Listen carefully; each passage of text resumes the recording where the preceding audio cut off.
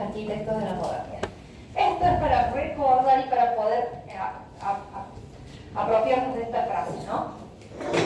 ¿Se acuerdan que habíamos hablado, lo hemos marcado varias veces, que el espacio clásico era este espacio caja, que se expresaba así, y la ruptura de la caja había venido de dos modos, ¿no? Al modo que lo planteaba Mies, desplazando los planos, o del modo que la habíamos visto en el round plan, ¿no? Como con la articulación del espacio en distintos niveles. De cualquiera de las dos formas habíamos conseguido esa ruptura del espacio clásico, la ruptura de la caja, y teníamos esas dos espacialidades. Y esas espacialidades las podíamos ver si estaban estudiando, como decía Mariscal, la arquitectura de ese tiempo, la veíamos en esto, ¿no? Acá veíamos esto que pasa por acá, y acá veíamos las dos cosas. Veíamos ese desplazamiento de volúmenes y de planos, insisto, en los norteamericanos más que en los europeos. Entonces, vamos a recorrer algunas de esas obras que Silvia Arango llama gestos pioneros. El personaje, el arquitecto, se llama Gregory Barcharchiv, era un ruso, con ese nombre no sé a dónde quieren ir, sino que se había instalado, que había emigrado en aquel mismo proceso, porque lo habíamos visto emigrar muchos arquitectos a Estados Unidos, ¿sí? Nada más que este señor, en vez de ir a Estados Unidos, había terminado en Brasil. Puntualmente en la ciudad de San Pablo. Y allí decide construir su casa. Esto ya lo he mencionado más de una vez. Esta facilidad que muchas veces tenemos los propios arquitectos de experimentar con nuestras ideas en nuestra propia casa, ¿no? Es mucho más difícil convencer a un cliente, entonces es mucho más fácil empezar por nuestro propio espacio para hacer esas exploraciones. Entonces, Barcharchiv construye esta casa que está, sinceramente, como dice Arango Cardinal, cabalgando entre las dos épocas, moviéndose entre los dos tiempos. Allí está la casa, está retirada de la vereda, de la línea municipal, y allá atrás vemos la casa. Y me voy a detener en realidad en estas dos imágenes que están acá, ¿sí? Las dos imágenes de arriba. Esta es más o menos la fachada de cómo quedó la obra. Tiene un montón de cosas que todavía la arraigan a un pasado, ¿no? Las ventanas son verticales, son individuales, no hay una ventana corrida. El plano sí, es un plano liso, digamos, fachada limpia, pero todavía las ventanas son verticales. En la planta de abajo todavía los vidrios parecen como vidrios repartidos, por lo menos en el dibujo de una manera muy clásica, después nos vamos a dar cuenta que no tanto. Pero cuando Barcharchiv fue a la municipalidad de San Pablo, con su planito, aquí le aprobaron la obra, le hicieron así. ¿Ven? ¿Qué es esto? A esto le falta lenguaje. Entonces se volvió Barcharchiv a su estudio y les dibujó esto, todo lleno de molduritas y cosas, y después lo presentó de nuevo y ahí se lo acabaron. ¿Se dan cuenta? Lo difícil que son muchas veces esas bisagras, esos tiempos particulares. Él presentó esto, se lo aprobaron y construyó lo que él quería, por supuesto, ¿no? En todo caso les habrá dicho que estaba sin terminar, no habrá caído final de obra. Digo, tiempos diferentes en las formas de aprobar una obra, pero terminó construyendo su idea de una arquitectura de volúmenes simples. Va haciendo algunas cosas como desmaterializar las esquinas con las aberturas y demás, y la planta todavía tiene mucho de caja, ¿no?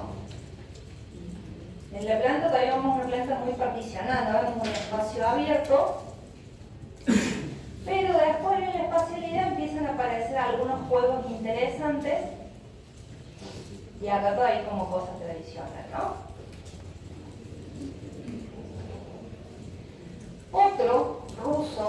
emigrado a Sudamérica es Vladimiro Acosta. No me piden que yo diga el apellido real de Acosta, que también era de ruso, y que cuando llegó a la Argentina nadie le entendió el nombre. Vieron que hay un montón de gente que son como de origen turco o ahora que son Flores, porque nadie entendió el apellido y en el registro cuando llegaban ponían Flores, y allá vamos con todo y no eran Flores ninguno. Bueno, esto pasaba lo mismo, o sea que tenían como esa maña. Cuando recibían a los inmigrantes en Argentina les cambiaban los apellidos a lo que más o menos se escuchaba o a lo que sonaba o qué sé yo. Entonces, Vladimiro Acosta se instala en la Argentina. Vladimiro Acosta había tenido mucho contacto en Rusia. ¿Se acuerdan que habíamos hablado que Le Corbusier había tenido presencia en Rusia y había hecho obras allí? Y Vladimiro Acosta había tomado contacto con las ideas de Le Corbusier justamente en Rusia. Y cuando viene a instalar en América, particularmente en Argentina, yo les puse acá esto como referencia, ¿no? La casa Citroën, ¿se acuerdan? Y que venía de la modulación del dominó. En algún momento lo tienen que rendir el final, se van a tener que poner todo el contenido junto a la materia. Porque algunos me miran como, ¿de qué estará hablando? Bueno, aquel planteo que había hecho Le Corbusier, de alguna manera, Vladimiro Acosta hace este planteo con el mismo nivel de abstracción. No es un proyecto para ningún lado en principio, no es una casa estándar que él se imagina que se podría construir de esa manera seriada, ¿no? Fíjense que hay una filiación formal bastante clara, ¿no? Entre una cosa y la otra. Acá ya sí empezamos a ver como la horizontalidad de las aberturas, las terrazas definidas de esa manera, la volumetría extremadamente simple. Y dice el mismo Vladimiro Acosta, el esqueleto constituye la parte estable y permanente de la casa, aquello que podía ser estandarizado, ¿no? Dentro de él se pueden disponer las subdivisiones que se deseen con total libertad. Y ahí vendría la cuestión de individualidad de cada uno, ¿no? Armar luego el adentro, casi como lo que proponía Le Corbusier en la Citroën.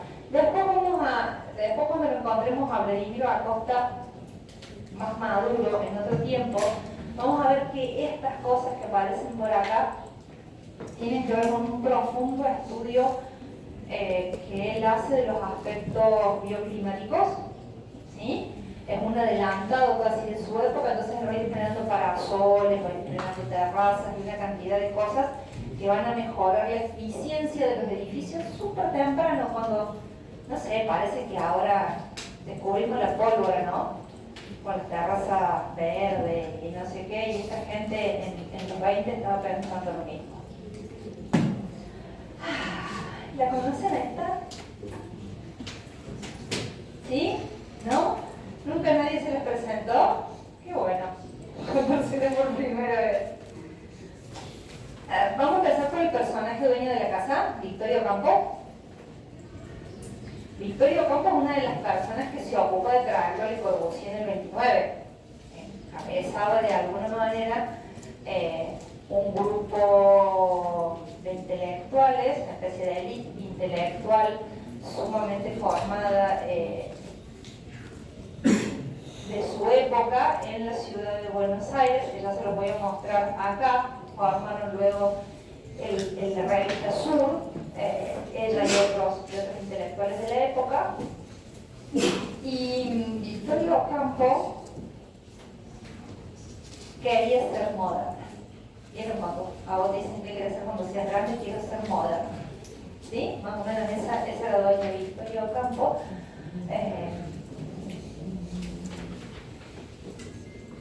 En ese anhelo y en esa cuestión de que habían empezado las negociaciones con Le Corbusier, ellos en realidad hubieran querido que la casa se la diseñara Le Corbusier.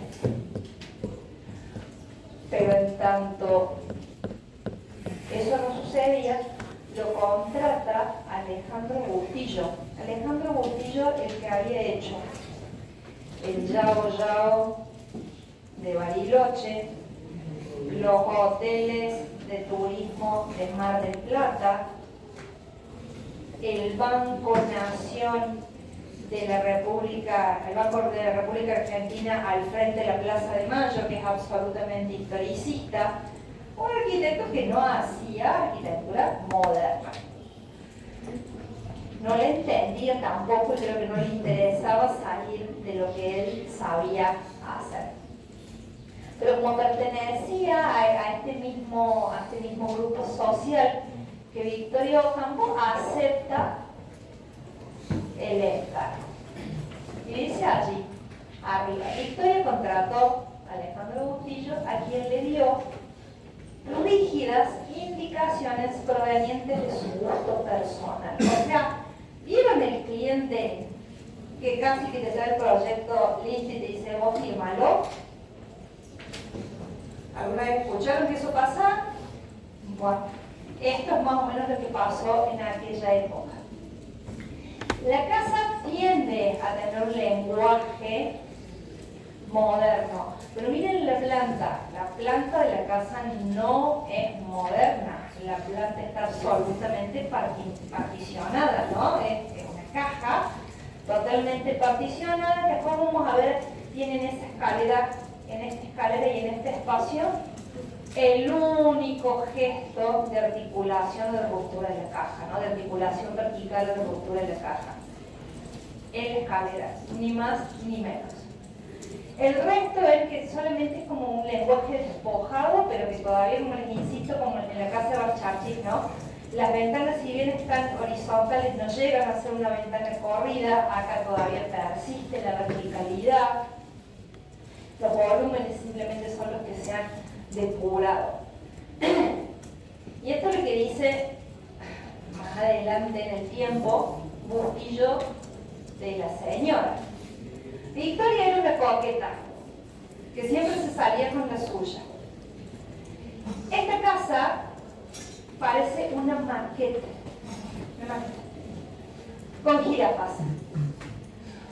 Por ese motivo no la firmé. No es posible construir una casa moderna en un barrio francés de casas mansardas. Esta casa está en el medio del barrio norte de Buenos Aires, en el medio de un montón de casas historicistas, llenas de lenguajes neo, no sé qué, y techos con mansardas. Entonces, si bien se sabe que la hizo él, termina no firmando el proyecto. ¿Sí? Bien, pero para nosotros, en Argentina, es casi la primer casa que intenta la modernidad. Construida, como les mostré de Barchachis, la casa de Victoria Ocampo es la primera casa que empieza a girar hacia la modernidad. Es esto que decimos recién, ¿no? Estás en el lugar donde todavía ves los gestos del pasado y empezás a ver los gestos de lo moderno o del futuro. Y bueno, ahí está ella con este grupo, ¿no? Victoria Ocampo siempre, ella por ahí en medio, por acá en medio. Junto, esta es la gente que formaba ese grupo, Francisco Romero, Eduardo Ulrich, Guillermo de la Torre, todos esos formaron un grupo intelectual que luego fundó una revista que fue la revista Sur, que de alguna manera habló de la modernidad y las vanguardias en el arte y en la arquitectura en Argentina. Y finalmente Le Corbusier, diciendo que había sido invitado por ella, que se había negado a hacerle la casa y demás, muchos años después, opinó desde París Le Corbusier, la señora Ocampo, y hasta ahora solo ella, ha dado el paso decisivo construyendo una casa que causa escándalo. Pues bien, en Buenos Aires es así. Sus 2 millones de habitantes, emigrantes, emotivamente académicos, chocan con esta mujer sola que sabe lo que quiere. En su casa se encuentran Picasso y Leyer en un ambiente que aún hoy rara vez he encontrado. Fíjense la postura de Le Corbusier y lo que decía Bustillo de que ella era una coqueta caprichosa y que la casa parecía una maqueta. ¿Sí? ahí también nos muestra la cabeza del arquitecto, ¿no? Que está por detrás de todo. Bueno, otro personajón en México es Juan O'Gorman. Este es el señor Juan O'Gorman, joven todavía en esa foto, porque es más o menos a la edad que hizo estas obras. Juan O'Gorman había estudiado arquitectura y se había ido a París y allí había tomado contacto con las ideas y con las obras de Le Corbusier, ¿no? Entonces, cuando vuelve a México, lleno de sus ideas modernas, ¿a quién convence de que le va a hacer una casa moderna? Al padre. ¿No? Estas son las cosas que hace uno cuando recién se recibe, más o menos, ¿no? ¿Cómo vamos a hacer una casa re moderna? Va a quedar re linda. Entonces, el padre no se le encargó, él lo convenció el padre de que le iba a hacer una casa, por eso tampoco no hubo encargo, como en el caso de Victoria Ocampo, que sí le encargó a Bustillo, no hubo encargo. O'Gorman la hace para el padre, pensando que también fuera la casa para sus hermanos y demás. Y miren, porque acá se representa al padre en sus dos versiones, ¿no? Este buen hombre, el padre, Cecil O'Gorman, era un ingeniero en minas, era químico y también era pintor. Y estos dos son dos autorretratos del mismo Cecil O'Gorman. ¿Cómo se representa él en esas dos condiciones? En la condición de químico y ingeniero y en la condición de pintor, ¿no? Entonces, pensando más en esta condición de pintor, Juan O'Gorman piensa una casa para que su padre pudiera principalmente pintar, que tuviera esa luz y esa espacialidad que necesita el arte. ¿Cuál es el chiste? Que el padre nunca habita la casa, porque seguramente le resultó demasiado moderna. La terminó usando el mismo Juan como estudio de arquitectura. Ahí se la vemos que está construida. Y voy a hacer como un paréntesis malicioso. Estas casas están construidas esta casa y otras dos casas que van a venir a continuación, están construidas en México, en una urbanización, en una parte que se está urbanizando. Y Juan O'Gorman compra varios lotes. Hace esta casa también con la intención de que ciertas personas la vean y le encarguen proyectos. ¿Sí? La hace también como una especie de propaganda, de bandera. Esto es lo que yo hago, esto es lo que yo pienso. ¿Sí? ¿Se entiende? Lo que hay también por detrás de esta casa. Y fíjense lo que dice: la casa que construí causó sensación porque jamás se había visto en México una construcción en la que la forma fuera completamente derivada de la función utilitaria. Sigue con que las instalaciones están en la vista, en el interior de la casa, bla, bla, bla. ¿Sí? Esta es la casa. Tiene un montón de puntos ligados a Le Corbusier, ¿no? Los pilotis no llega a tener la planta inferior libre porque aparecen algunos volúmenes que tienen que ver con las cajas de circulación que llevan a la planta alta y demás, pero ha dejado liberada una parte de la planta. La escalera, que no llega a ser una rampa, se vuelve un elemento escultórico, ¿no? Si bien no hay la rampa, la escalera toma ese rol de escultórico. El plano absolutamente vidriado, ¿no? Pensando en ese uso para su papá y la luz y demás. Sí, el espacio, la facilidad en el interior mucho más articulada. Y la casa en planta baja, en esto que está por acá, sí tiene una planta más particionada. Y cuando uno llega a la planta alta, es un espacio de planta más libre. ¿En qué empieza O'Gorman a decir: sí, yo estudié con Le Corbusier, pero soy mexicano?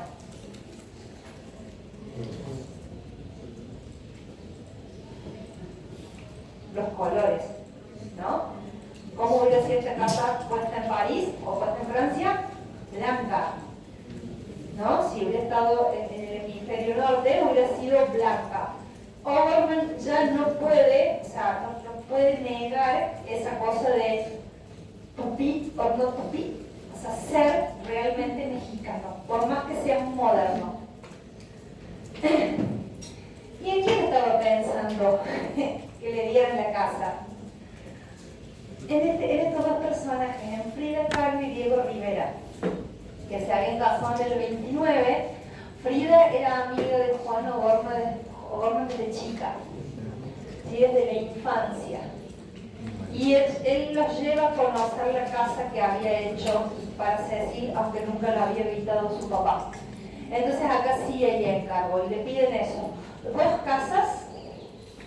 casas que se conectaran, que fueran de varios niveles, que pudieran ser estudio-taller, que también pudieran contener un archivo fotográfico de las obras y que en las casas pudiera también funcionar como una galería de arte, ¿no? Como una galería para venta de sus obras de arte.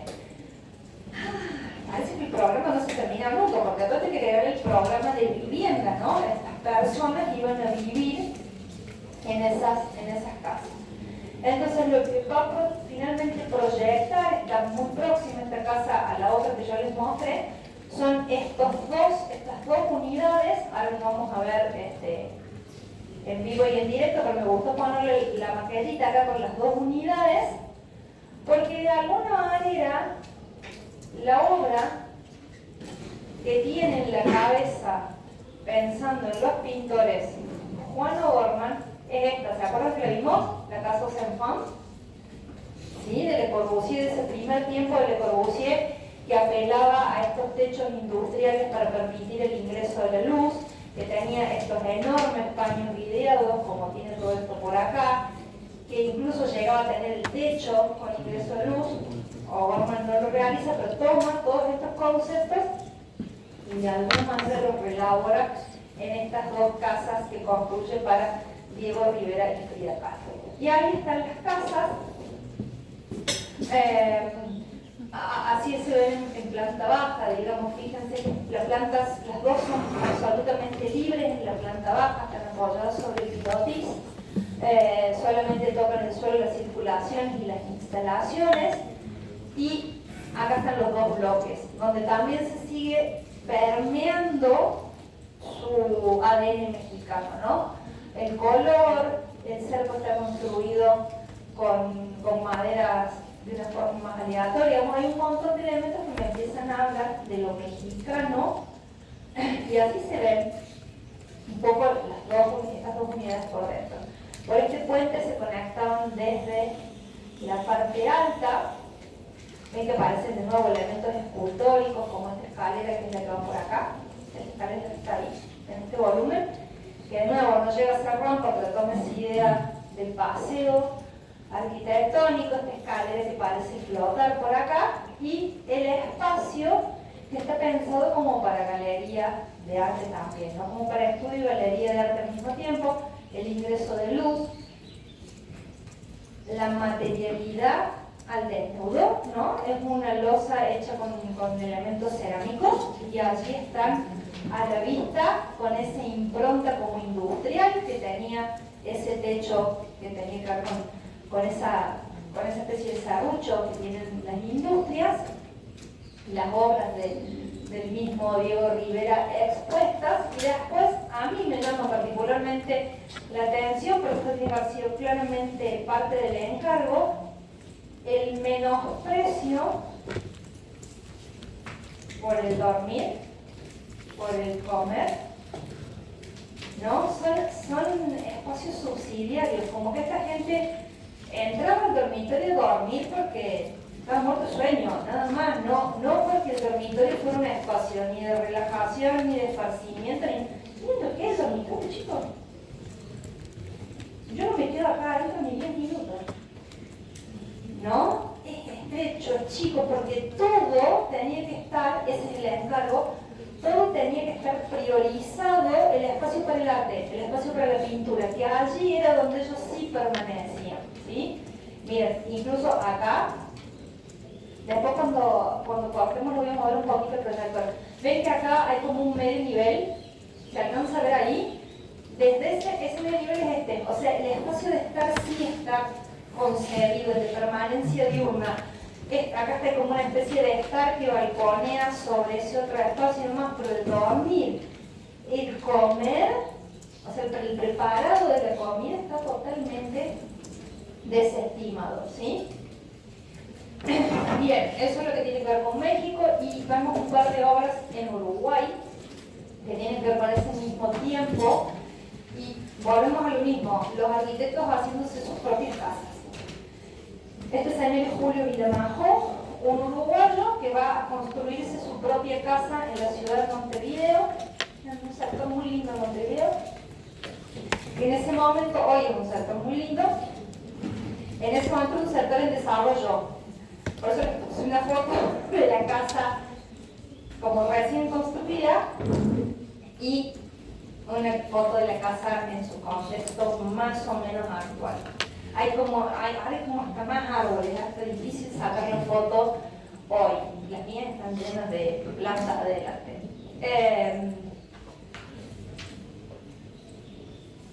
Esa es una frase del mismo Vilamajo: la arquitectura digna de tal nombre, la arquitectura que se llama arquitectura, no puede ser utilitaria ni ornamental.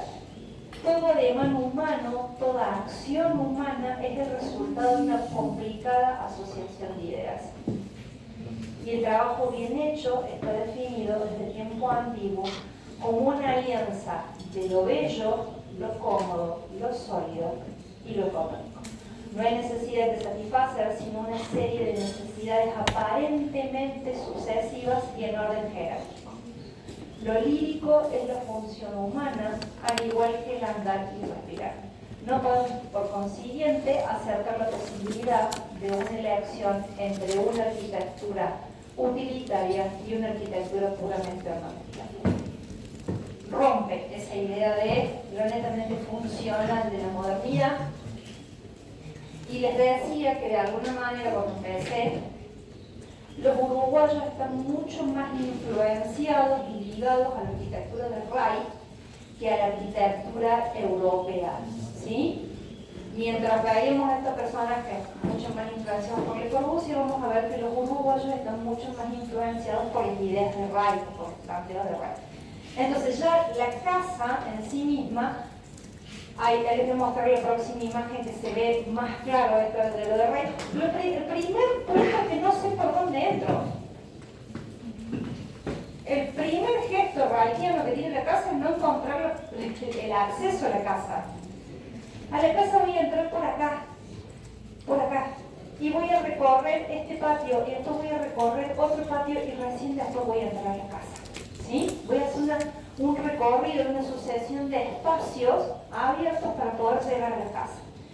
Entonces, como ese gesto de los volúmenes que se muestran aquí, es como un volumen más puro, que todavía tiene algunos elementos como decorativos y algunas reminiscencias que tienen que ver, como dice allí, con lo ornamental. En el interior también vamos a ver una espacialidad más ligada al pan plano, ¿sí? No tanto los volúmenes desfasados de red, sino al pan plano. Fíjense lo que pasa. Subí la primera escalera y me encontré con este jardincito. Seguí subiendo unos escalones más y me encontré con este espejo de agua. Y siempre estoy de alguna manera vinculado con el espacio exterior. Y acá, ¿qué termino haciendo? Lo mismo de Wright. Espío yo si quiero, porque la ventana está a esta altura y de afuera no me ven. ¿Sí? Desde este espacio, desde este segundo espacio de transición desde la calle hasta la casa. Y algunos elementos que incluso hasta los podríamos ligar a la secesión vienesa, ¿no? Esta cosa de la cerámica y los elementos decorativos. Otro que hace su casa de estudio y le pone de nombre Karinen, aunque muchas veces lo van a encontrar como Casa Craboto directamente, es este señor, Mauricio Craboto, otro uruguayo, que está a medio camino entre, de nuevo, entre lo raikiano y algunos elementos claramente modernos como pilotis y demás, porque este gesto no es del Rai. Este gesto, estas bandejas y demás, sí son esta articulación de volúmenes mucho más clara la inspiración de Wright, pero estas columnas y este voladizo no tienen nada que ver con la arquitectura de Wright. Entonces, de nuevo, en la misma zona está que la otra casa, la casa en su contexto original y la casa hoy. Y a mí lo que me parece más rescatable de esta casa es la actitud que toma en su propio estudio. Acá lo ven el estudio, bastante despelotado, bien clarito este arquitecto, ¿no? Hacemos esto, tenemos pila de papeles por todos lados. Fíjense lo que hace.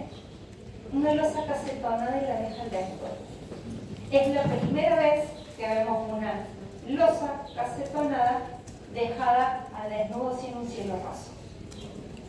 Entonces, esa crudeza de la tecnología, esa verdad de los materiales, esa verdad de lo constructivo, Kravoto lo manifiesta allí y después pone en evidencia una cantidad de vigas y unas cosas en el interior. De estar es bastante clásico, si queremos, pero tiene como una articulación espacial también tipo Raumplan con otro espacio por allá, y por acá está la circulación vertical de la casa. Cierro con esto, y si quieren hacemos un cortecito. Esta es la última del paquetito de alguna manera, los gestos pioneros, y tiene que ver con un concurso que se hizo en el año 1931 y en la República Dominicana, ¿sí? En la ciudad de Santo Domingo, y que fue un concurso con un elemento simbólico para una arquitectura que no tiene un uso muy claro, un elemento más vale de corte simbólico, que era un faro, el faro de Colón, y tenía que ver con rememorar o conmemorar esa idea de Colón que llega a América por primera vez a Santo Domingo, ¿no? Uno de los primeros puntos que toca Colón es Santo Domingo. Entonces, el proyecto tiene, o el concurso tiene una cantidad de elementos fácticos o claros. Miren, participaron 1926 arquitectos de 44 naciones. Se presentaron 456 proyectos con un total de 2.400 dibujos. Hermosos los datos numéricos, ¿no? Ahora, los pongo a ustedes a que me digan. Miren el jurado, Eliel Saarinen, después con Raymond Hood, el de los rascacielos en Estados Unidos, que porque no pudo venir Raymond Hood, vino Frank Lloyd Wright como jurado. Y Horacio Acosta Lara, que es el único latinoamericano uruguayo. ¿Qué tenían que hacer estos señores definiendo un proyecto o eligiendo el mejor proyecto para un lugar latinoamericano? ¿Qué entendían de Latinoamérica? Eliel Saarinen y el mismo Frank Lloyd Wright, creo que por su amor por lo prehispánico estaba un poco mejor, pero si hubiera venido Raymond Hood, que construir el Rockefeller Center y esas cosas, bien. Y allá están Acosta, Wright y Berchachil, que estaba ahí de metido, ¿no? El que se había hecho la casa modernista en San Pablo. Se los puse como para que vean para dónde iban, ¿no? Las ideas. Este es el proyecto ganador. Lo ganó un escocés, chicos. Y el elemento tiene como una horizontalidad bastante marcada, aunque no es horizontal por la volumetría que tiene y demás, y remata como en estas cosas en cruz. Y yo esto se los puse porque no tienen nada que ver con el concurso. Estas dos imágenes de acá no tienen nada que ver con el concurso. Estas son las cosas que estaba pensando Le Corbusier en el 29 y que se conocían. Y miren esto.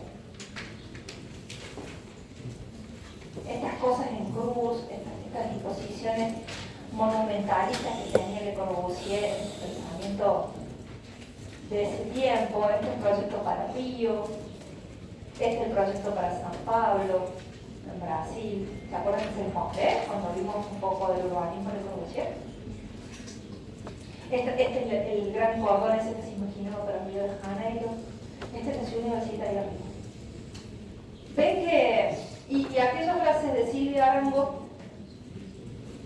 y me encanta como para que cerremos, la ilusión